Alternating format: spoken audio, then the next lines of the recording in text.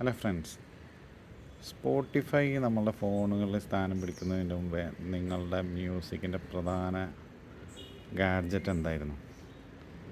എൻ്റെ കയ്യിൽ ഐപോഡ് ഉണ്ടായിരുന്നു. അതിനെല്ലാം മുമ്പേ നമ്മളുടെ ഏറ്റവും നൊസ്റ്റാളജിക് സംഭവം എന്ന് വെച്ചാൽ സോണിയുടെ വാക്ക്മാൻ ആയിരിക്കും. അല്ലെ, ഗൾഫിൽ നിന്ന് ആരെങ്കിലുമൊക്കെ വരുമ്പോൾ കൊണ്ടുവന്ന് തന്ന വാക്ക്മാൻ.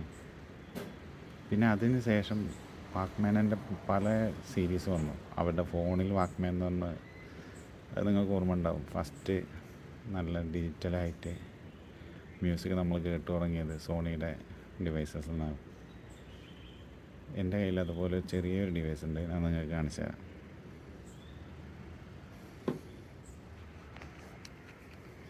ഇതാണ് ആ കുഞ്ഞൻ.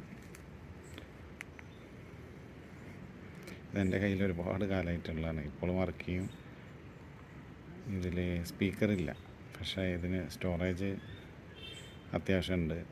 അതുകൊണ്ട് ഇതിൽ തന്നെ ഞാൻ ഇപ്പോഴും ഇത് യൂസ് ചെയ്യാറുണ്ട്. ഇപ്പോൾ എവിടെയെങ്കിലും പോകുമ്പോൾ എല്ലാം ഇതിൽ പണ്ടത്തെ പോലെ നമ്മൾ പി സിയിൽ നിന്ന് ഷെയർ ചെയ്യും. ഇതിൻ്റെ ഒരു മെച്ചം എന്താണെന്ന് വെച്ചാൽ നമ്മുടെ ഫോണിൻ്റെ ബാറ്ററി ഇറങ്ങില്ല. പിന്നെ അതുപോലെ തന്നെ ഒരുപാട് ദിവസം ബാറ്ററി നിൽക്കും. ഇത് ഞാൻ എന്നോ ചാർജ് ചെയ്തതാണ്. ഇതുപോലെ നിങ്ങളുടെ കയ്യിൽ ഇതുപോലെ ഇപ്പോൾ നിങ്ങൾ യൂസ് ചെയ്യുന്ന പഴയ ഗാഡ്ജറ്റ്സ് എന്തെങ്കിലും ഉണ്ടെങ്കിൽ കമൻറ്റ് ചെയ്യും. Thank you.